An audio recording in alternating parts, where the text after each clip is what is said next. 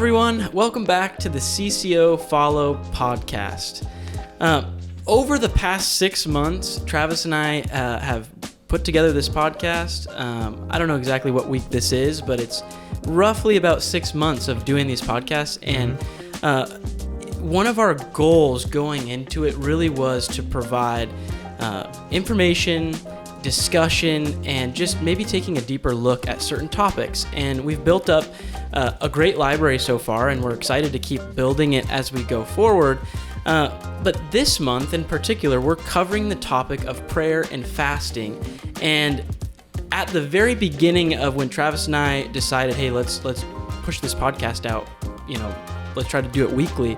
This month was always on my mind. This topic was always on my mind because in the past few years is really when I was introduced to the idea of fasting. And, when our church began to do it for a week every January. And so this is a really special topic. And I really hope that maybe if, you're a seasoned vet and you've fasting really well, share this with others, share this with your family, share this with your friends. And maybe you're like me and you're still kind of new to this thing. And I think we can learn a lot this month, but also share great testimonies. And specifically today, we have Kirsten Nelson on, and she has an incredible testimony, just kind of wrapping up prayer and fasting in her life. And so we're excited to hear from her.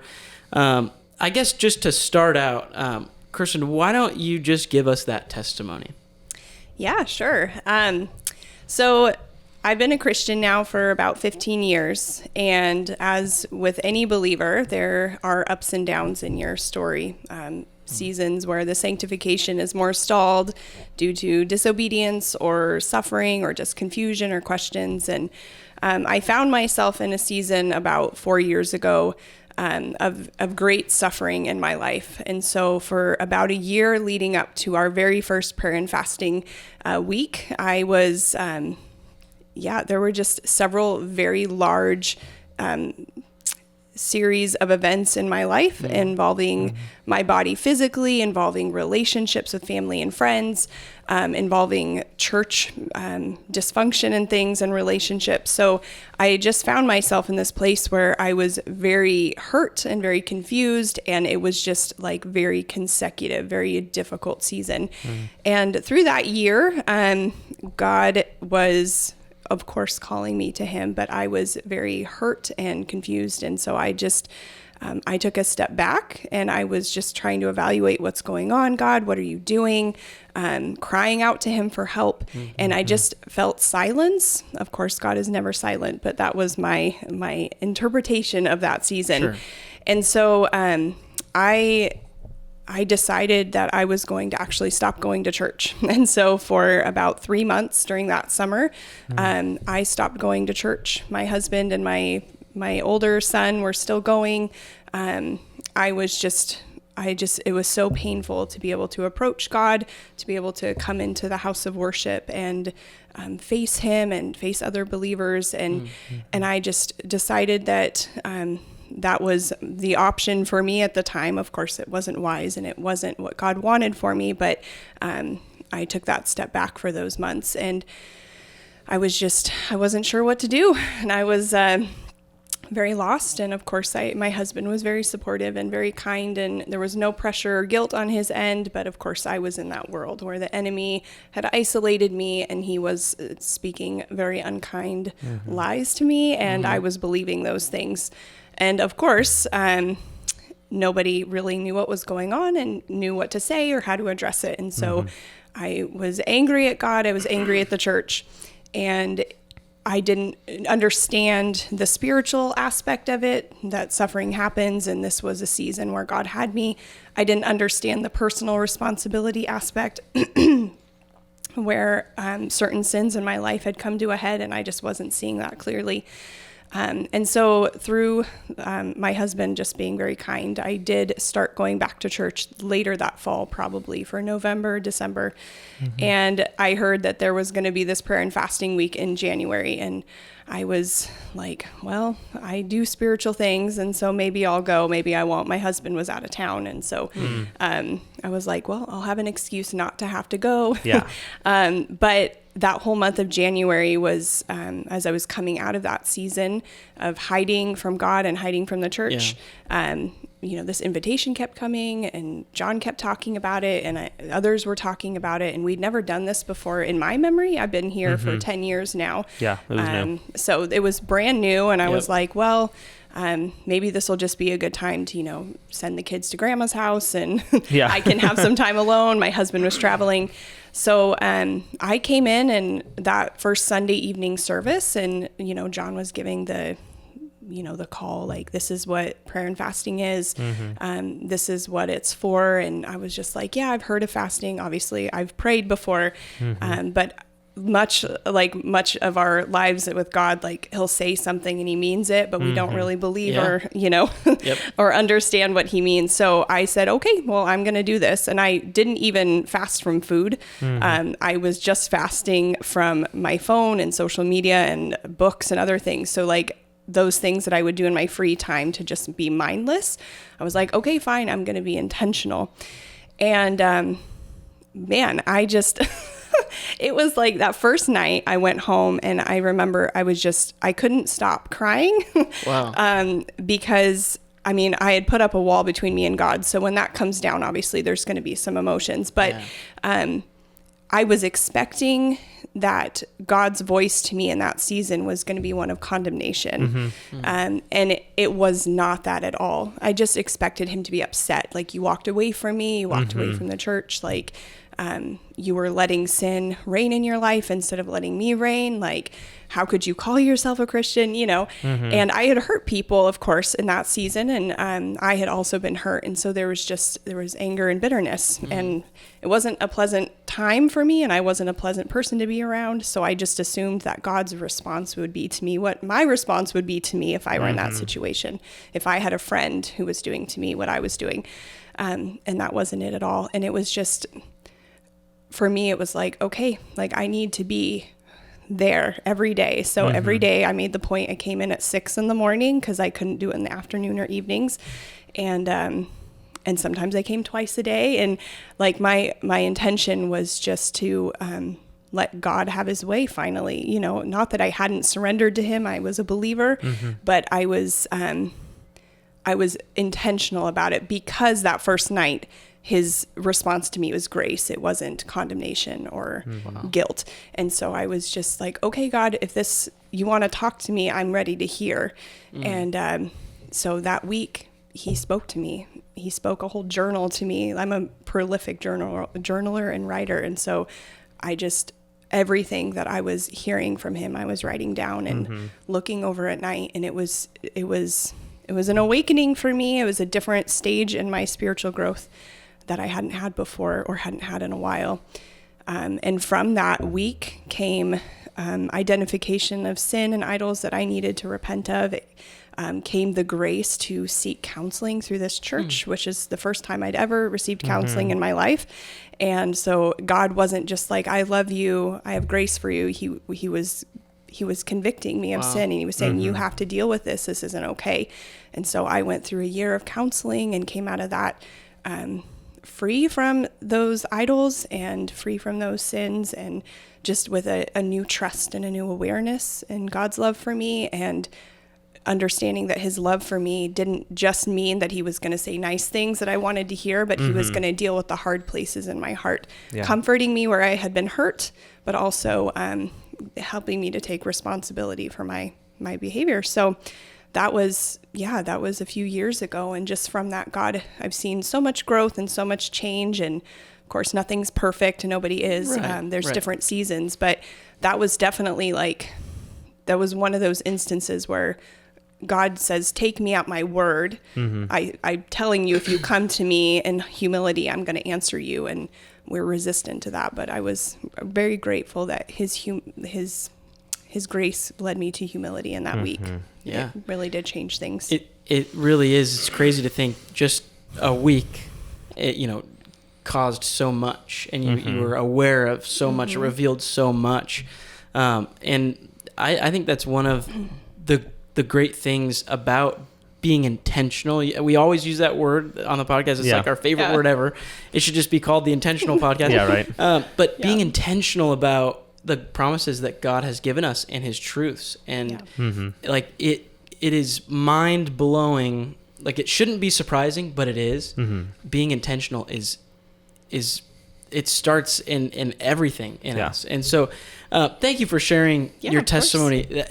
I want to dive deeper into it, but there's a couple things we want to talk about before we get started, especially before, this whole month of prayer and fasting, just kind of what it is and what it isn't. Yeah. Yeah, and we will in the next few episodes be covering specifically like how to pray, how to fast, things like that. But as far as this one, we wanted to just give warning to those who might be listening and thinking, oh, that's great, fasting prayer is coming up. I've been wanting, this thing to change, or I'm wanting this result, and or I've been wanting to, feel better about myself and feel better about, my walk with God. And Jesus actually gives a parable in Luke 18, 9 through 14. And he talks about two men who go up to the temple to pray, and how one of them is a Pharisee who, as it says, standing by himself prays thus: God, I thank you that I'm not like other men, extortioners, unjust, adulterers, or even like this tax collector. I fast twice a week. I give tithes of all that I get. And, he was fasting twice a week. And so you add that up and you have, 52 weeks a year, 104 days a year. He was fasting far more than our, 7-day fast that we're doing. Yeah. And, but Jesus says of this person that everyone who exalts himself will be humbled, and the one who humbles himself will be exalted. That it was the tax collector who would not lift his eyes to heaven, but beat his breast, saying, God, be merciful to me, a sinner. He's the one who left justified, not the Pharisee who fasted 104 days a year. And I love the description of just spiritual disciplines that's laid out in the book Habits of Grace by David Matthias. He it's not about just fasting and prayer, but about spiritual disciplines, which fasting and prayer is a spiritual discipline. This is what he says of spiritual disciplines. He says, we cannot earn God's grace or make it flow apart from his free gift, but we can position ourselves to go on getting as he keeps on giving. We can fight to walk in the paths where he has promised his blessings.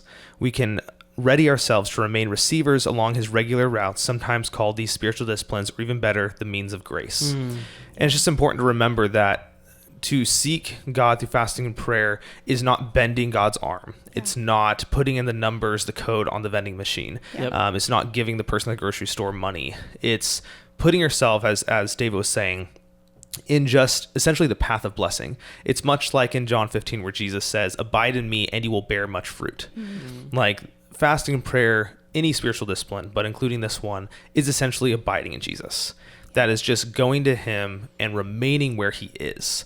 It's not bending his arm. It's not twisting his will. It's not demanding things. Right. It's essentially going to him. The motivation, and this is why I think Kirsten's story is really special, because you didn't go into that week expecting anything. You didn't go in thinking, oh, I need I want to cover all these different things. No. You went in completely just hands, open.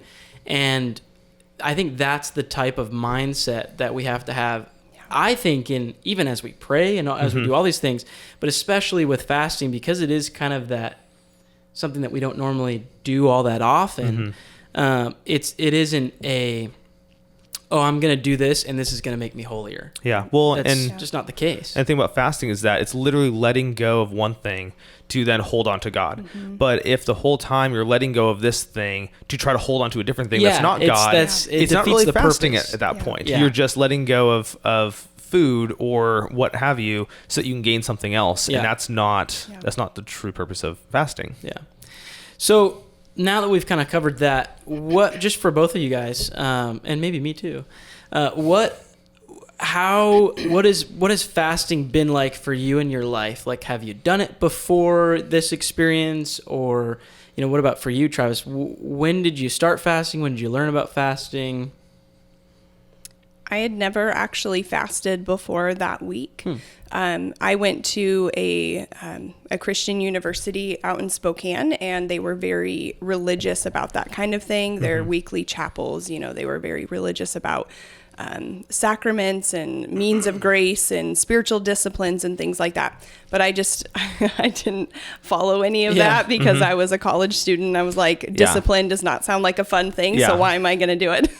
Yeah. So that was my first experience with intentionally fasting, and not just like not doing something that I wanted, but actually filling it with the word of God. I think that week, God reminded me several times the verse where Jesus says, man does not live by bread alone, but by every word that comes from the mouth of God. And I just found that God was telling me, there are so many things I'm filling my life with that are speaking to me on my phone or in books or in friends even, and distractions that I'm filling my mind with. But we were built in the image of God. We were made in the image of God, and we were God intended for us to receive our spiritual life and nourishment from his very mouth.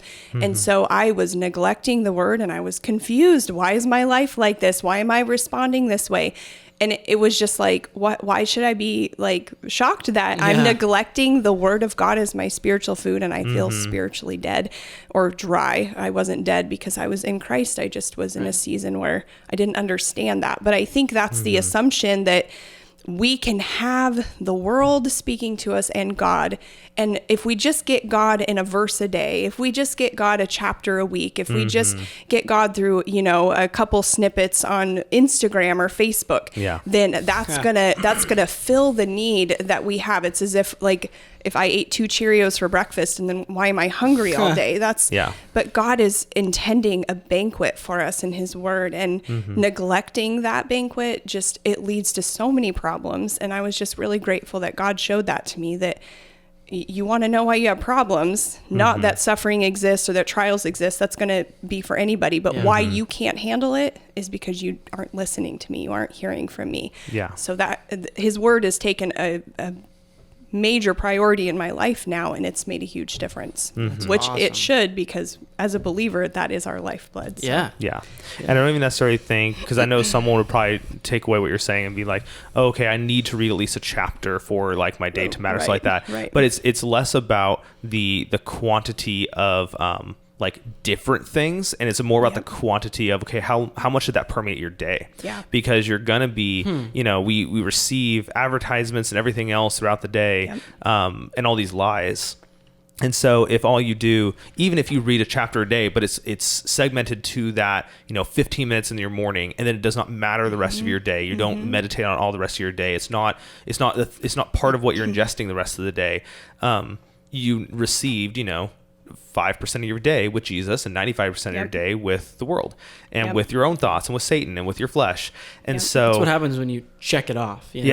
So and I'm not advocating for this to be your usual routine, but it would be better for you to read a verse and know what that verse actually means, obviously, but to have that be something that you're meditating on throughout the day, and have that be the focus of your life, then to read one chapter a day, but have it be completely regulated to that 15 minutes in the morning, and you never go back to it, you never think of it, you don't include Jesus in the rest of your day. It's not necessarily about quantity of how much you ingested, but how often you are going to the well of life, Jesus. Well, and it's exactly the same thing that we're talking about with fasting, and even prayer is it's the motivation behind it. If you're going like, oh, I'm just going to read my Bible, I'm just going to read it because it's the thing to do, and that's not the same as just saying, I want the Lord. I love the Lord. I want the Lord. I'm going to go where the Lord is. And I think that's huge. Like, my personal experience with fasting is a little bit kind of similar to yours. In college, that's when I first kind of learned about it and heard about it. And my church in college was like, okay, we're going to do a week of prayer and fasting. And they would do that, for the 4 years that I was there, they were doing that. And the first year I didn't do it at all. I was just honestly kind of scared me. I was like, you're a freshman. You don't do anything as a freshman. I weigh like $125. I don't think I can. You might actually die. Handle not. And then, I learned that, it doesn't have to be food, doesn't have to be really, it could be anything that specifically, one of the pastors that was there was kind of talking about how if you need it in your daily life, maybe that's something you could fast from. Yeah. And so then I thought, okay, maybe I'll do, TV or screens and screen time. And I got like 3 days into it, and I was like, okay, that's good 3 days. Yeah. But this is what we're talking about, because honestly, the whole college experience I had of fasting wasn't intentional about just here it is, God, I want you. And it was more of this like, I can check it off kind of a thing. Like, I've done that. Yep. And I didn't really see anything come from it other than just kind of circle back to, a few years ago when we started to do this at this church. It was kind of like conviction of like, I haven't really done this. I need to actually start doing this. And I think that first year, similar to you, I gave up again all screen time, but I was intentional about, I'm going to go to God when I during this thing. And honestly, I think a lot of us are kind of too reliant on our screens, phones, social media, even to the point where it's like I had seasons in my life where I couldn't sleep unless I just watch YouTube videos until I fall asleep. And it's not healthy. Until it drops into your face. But it's also one of the things that we use to communicate and work and all these different things. And so I think don't let, what I'm trying to say is, if you're watching or listening, don't let the idea that, this isn't big enough. Give up all screens except for listening to this podcast is what you're saying. Yeah, sure. Well, you could listen. You just can't watch. No. But just don't let whatever it is that you're thinking about, don't let it feel like, it's too small, I just won't do it at all. I think it's, if your motivation, your intent is to give something up and cling to Christ, that's good, It should become a regular routine. Yeah. Like, we should have many things in our life that, whether, precisely fasting food or, giving up different things, recognizing that, this is a sin, I should give that up because, be without sin. But also, like in Hebrews, this is a weight. Yeah. You sent me an Instagram video recently of John Piper, who's very famous for those kind of phrases, and emphasizing just the, like, why are we so focused on, is this sin? Yeah. It's like, is it helping you? Yeah. Like, is this actually pushing you forward? Is this, putting you in the direction of heaven? Is this putting you in the direction of being like Jesus?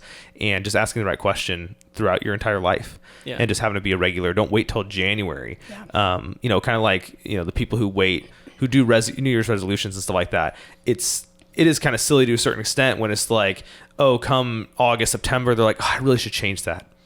I'll wait till New Year's. Yeah, exactly. What? Yeah. Like, that's all great if you want New Year's resolutions, but if you realize something's wrong in your life mid-year, don't wait till New Year's. Yep. And same thing, we should be asking God throughout our entire year, not just waiting for fasting and prayer week of like, God, what has my attention more than you have my attention? And take action on that. Yeah. Well, what about for you, Travis? I'm curious. When did you start fasting? So when you first brought it up a little while ago, I was racking my brain and I was like, I think the first time I fasted was actually post-college. And then I remembered, no, we did the 30-hour famine in middle school and high school. Wow. And which I think we should reintroduce those into youth group. Tom and Zach, if you're listening. The 30-hour famine was something where essentially all across the country, actually, there would be youth groups fasting for 30 hours. And they would oftentimes do service projects. They would raise money for wells and different stuff in other countries. And that was the first time I ever did that. First time was in middle school. I don't know if I was in 7th or in 8th grade at the time, the first time they did it.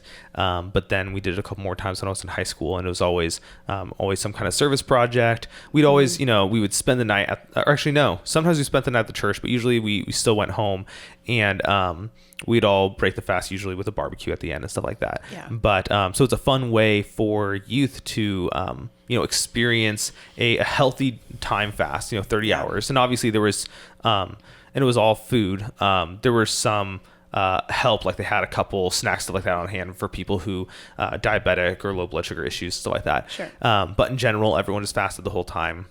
And we go and serve, and we would have a couple Bible studies and different stuff like that, as well as raising funds for those in need. And so that was a very cool experience that we did a few times when I was in middle school and high school. Yeah. And after that, I don't believe I did at all in college. I honestly can't remember. It's getting too long ago. And Oh no.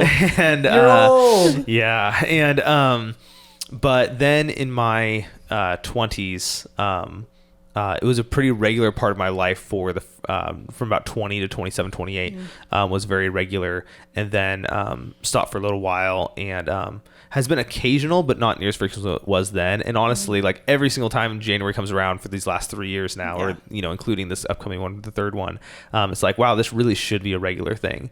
And it's funny how we all get so excited beforehand, during, and after. We're just like, oh wow, this is amazing, and then we so quickly forget. And I feel like that's with most spiritual disciplines, is we're like, wow, this is so awesome, but life is busy. Yeah, and it's what the enemy wants to do, right? Yeah. Like we have such high highs right after, and the enemy is trying all he can to distract us and make us forget about these things. Navon actually used to fast every Wednesday. Yeah. Before young our prayer adults time. and teaching and stuff. Yeah. And it was always like, it really encouraged me. Yeah, I don't know why I brought that up, but I think it's one of those things where it's honestly really kind of, at least for me, and I'm sure for many people, it's kind of one of those, I'm not going to say scary, but just you don't want to do it. And then when you're doing it, you realize, oh, this is like the Lord is providing for me. And so, well, I think many people, especially in our first world society in 21st century, have never actually experienced hunger for one, and they can't imagine experience hunger for multiple days. It's just so not normal. Where people approach it the same way a lot of them would approach, a horse. Some people never even touched a real horse. You know what I mean? Where it's just like, this is scary, this is unnatural, and it's like, this is natural for most of human history. But I think the other aspect, especially in Calvary circles, is that fasting is one of those spiritual disciplines that is far more spiritual than a lot of spiritual disciplines. And so a lot of people tend to shy away from it because it can feel very, spooky is the wrong word, but just kind of like, oh, what is this, mystical thing, and it can feel very, almost equivalent of like speaking in tongues or something like that, where it's like, oh, you're gonna give up food for God, and you're gonna pray more. And it can feel very odd to our Western mindset of life. Well, you mentioned in your testimony that, you said, oh, I do spiritual things.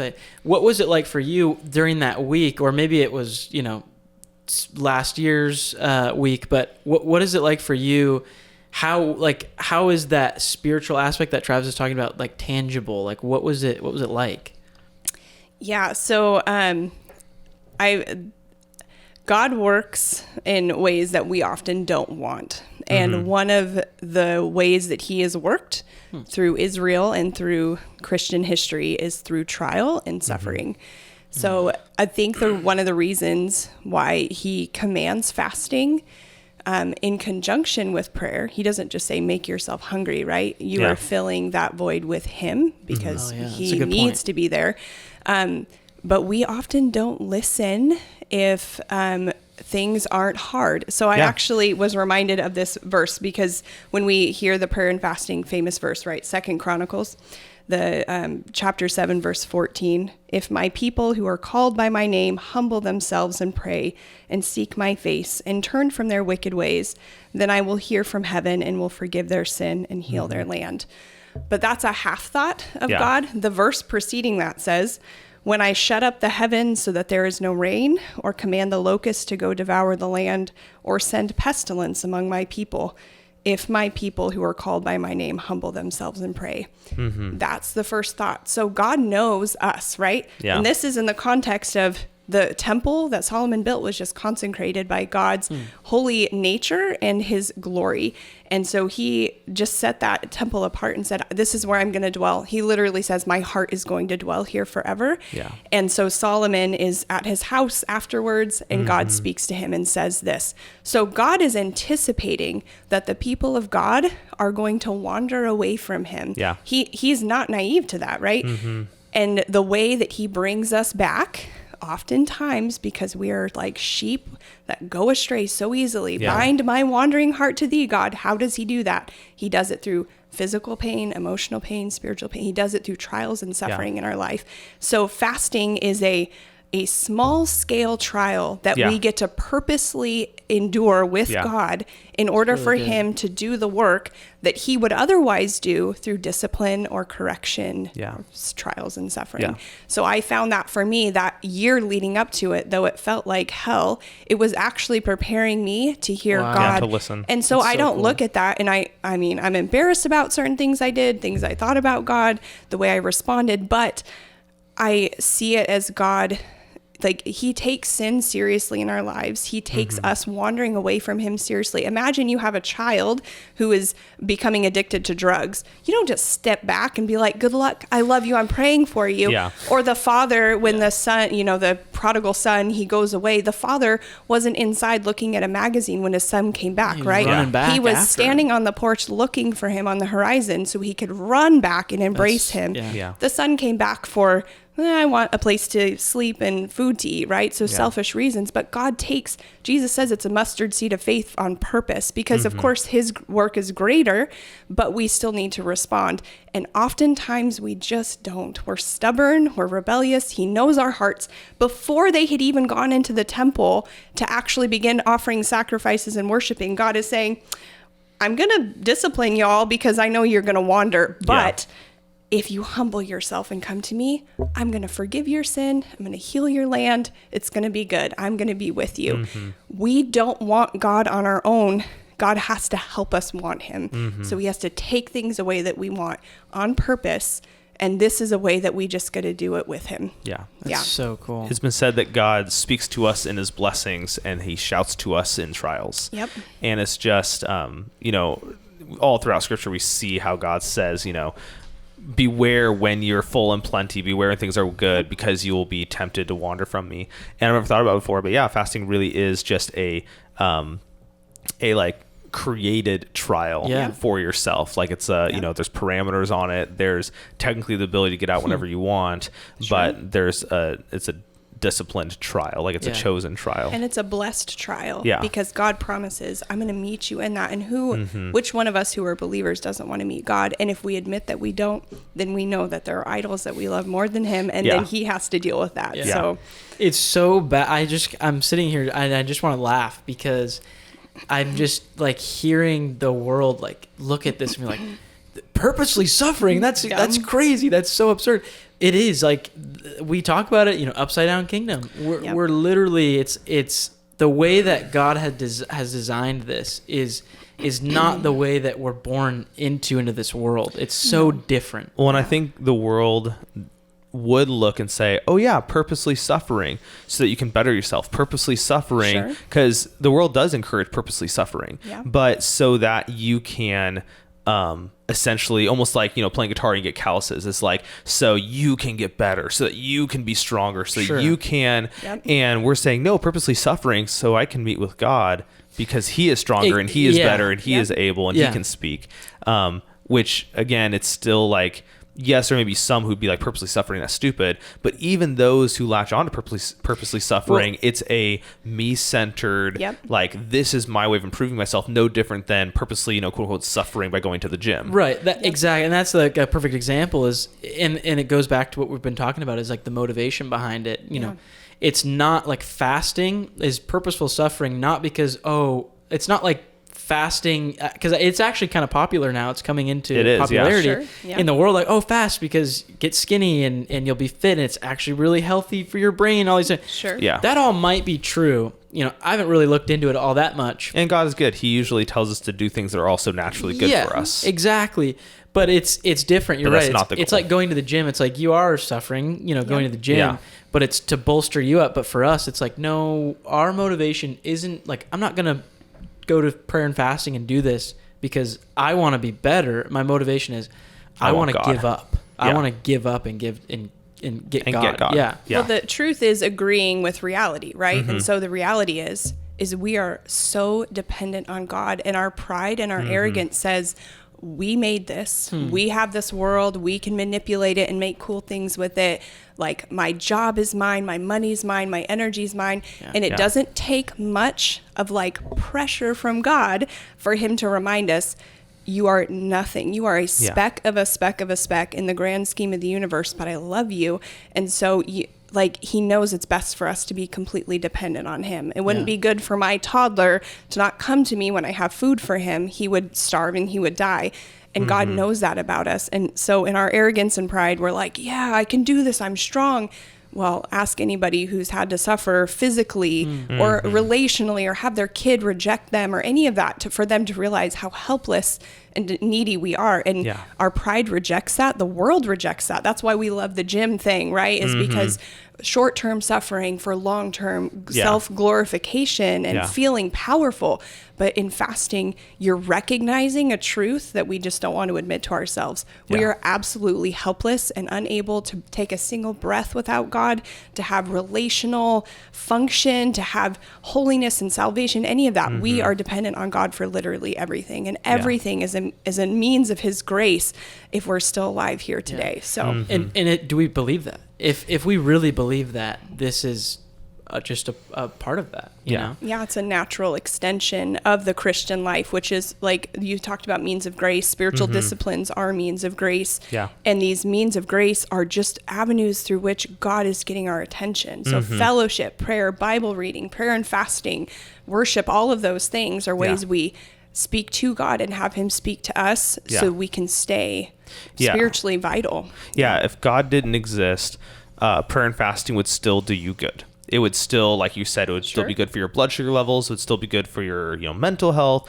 If God didn't exist, meeting in communal spaces, still a good thing. We're social people, all kind of stuff. But so what? If God didn't exist, all these things we're told to do would still be so utterly meaningless in the grand scheme of things. They're not saving you. They're not keeping you from cancer. They're not keeping you from death. They're not keeping, any of these things together. They're still meaningless of their own. Yeah. And the only reason any of it matters is because it's tied to God. Yeah. Because God says, do this and meet me while you do it. Yep. It on its own, there's some benefit, but about the same benefit as if you're in a sinking ship and you have a little bucket. It delays your sinking slightly. Sure. That's not a terrible thing to do. There's worse things you could do. Yeah. But without God meeting us in it, it's pointless. It's totally pointless. Yeah. It's just rearranging deck chairs on the Titanic. It reminds me of Ecclesiastes. Everything does. Because the writer of Ecclesiastes basically is, I did all these things. I went all these places. I learned all these things. I had all the wisdom, and it didn't. There's a dead end. It was meaningless. And what I've learned is, break bread, share with others, and pursue God. And it's like, whoa, because he is the reason why we have any of this, like why we have life, why this world exists, why this universe exists. It's in him. And so I'm curious, this week or this month, when we have our prayer and fasting week, is there anything that you guys are looking forward to in particular? Maybe there's something that, what's something that you're looking forward to about this particular prayer and fasting week coming up? Yeah, I think I found over the past few years, I'm really grateful that God hasn't allowed me to run away with that expectation that every encounter with him is going to be like that. That was a unique season for me. That was a unique encounter for me. I know other people during that first prayer and fasting week also had very powerful encounters with God. And so I've been very intentional about not allowing myself to expect. But I think that just this last year has been a long year for our family. And so I'm just looking forward to spending time in the presence of God and just being refreshed, just having those burdens lifted that I've been trying to carry on my own again, or just things that I need clarification for, or just to enjoy his presence, really. I'm learning that so much of my Christian walk is, I listen to a lot of Timothy Keller stuff, and he talks a lot about this idea that God is trying to strip us of wanting things from him, but just wanting him. And so I'm just grateful for an opportunity to have that space to just be with him and to just learn to want him more, and to just whatever he wants to say, whatever it's going to be. Just looking forward to spending that uninterrupted time with him. Yeah. It reminds me of that song. I just was listening to it this morning, where it's like it's a worship song. That nails it down. I think it's something space, like open space. Is Nailed it it. open space? Yeah. Pull out your guitar and start. Yeah. I think it might be that. Yeah. My heart is an open space. Yeah. You Whatever have you your want. way. Yeah. Yeah. That's We're singing that exactly next what it Wednesday. is. Yay! Hey, look at that. What about you, Travis? Yeah. So the last couple ones, I wouldn't say there was any particular special revelation or anything that happened, not like, what you experienced, or I know a few others have, but definitely just simply enjoying just the presence of God with those people. And just, so every year I expect that as a minimum.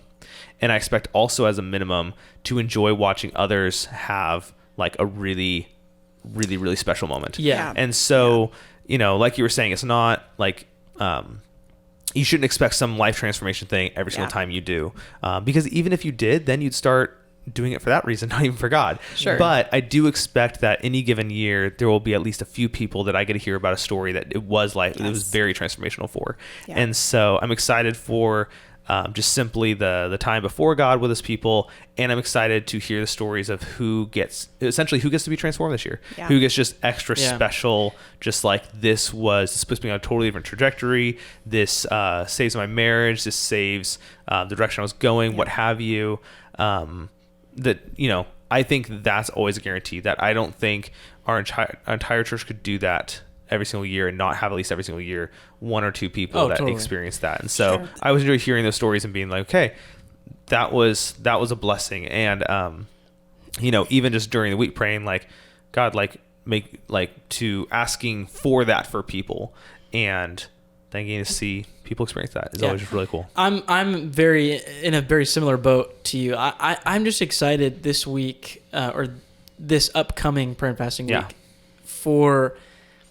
I just know God's going to move what Travis is saying, but I'm excited for people who maybe are new to our church and maybe are new to faith and for them to experience God in a new way. I think that gets me excited.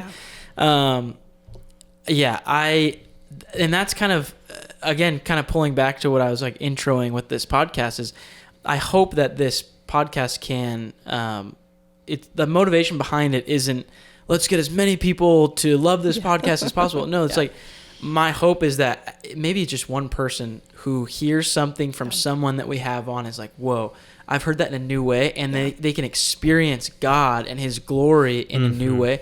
That gets me super excited. I love that. That's being a part of ministry and full-time ministry. That's kind of the little sweet little taste that I get to see in other people. So absolutely. With this, Travis, you have a few books actually that kind of explain prayer and fasting maybe in a different way, and they're very helpful. What are some of those books, and why do you love them? Yeah, so just a reminder, because part of the reason I felt need to mention this is I have had people be like, oh, just thanks for mentioning that book. I'm really excited to read it. So I know there's a few of our listeners who are also big readers, but also just as a quick plug and reminder that if you go on the Follow Resources page on our website, you go to any of these topics, there are lots of books and website and some resources, not just on this, but on other things. And so I already mentioned one of them, Habits of Grace. That one's more about general spiritual disciplines and more about the attitude towards spiritual disciplines, really. And then there's Spiritual Disciplines for the Christian Life by Donald Whitney, which is also more generic about spiritual disciplines. It includes fasting and prayer, but it's an incredibly good book. But then the third one is explicitly about fasting and prayer, and it's by John Piper, so you should be happy. It's called A Hunger for God, Desiring God Through Fasting and Prayer.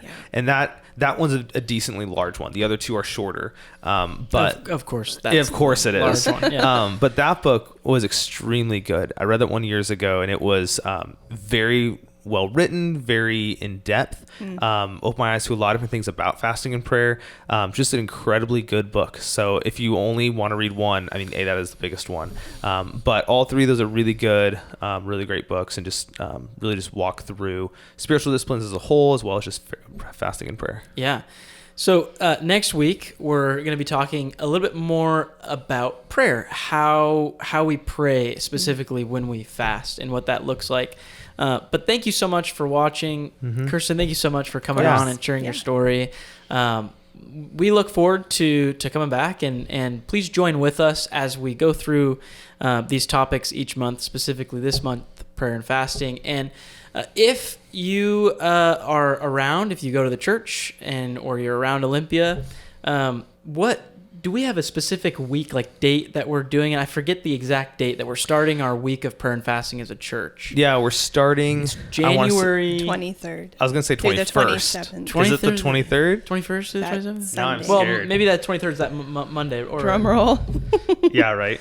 It is January 21st through the 27th. Perfect. Oh, okay. So January 21st to the 27th. That's when Sunday through Saturday. we, as an entire church, are coming together for that whole week. We're just prayer and fasting. Really, what that looks like is a lot of prayer times. We have prayer times every day, like 3 times a day. The entire we'll have worship. the entire schedule is on the website. So by the time perfect. this is live, it'll be on the homepage. There will be an image, fasting and prayer, that you can click on to get to the page. It's also under our resources drop-down menu, but it has the entire schedule for the week and some resources, not only like the books I listed, but also like how you could. There's like worksheets, stuff like that for like families. They want to take their kids through fasting and prayer. Some ideas of how you can fast. There's some old sermons from John, some previous sermons from John Sure. on fasting and prayer. So there's a lot of resources as well as our schedule there. Yeah. So look forward to that. We hope to see you there. And just thank you again for joining us. And as always, God bless.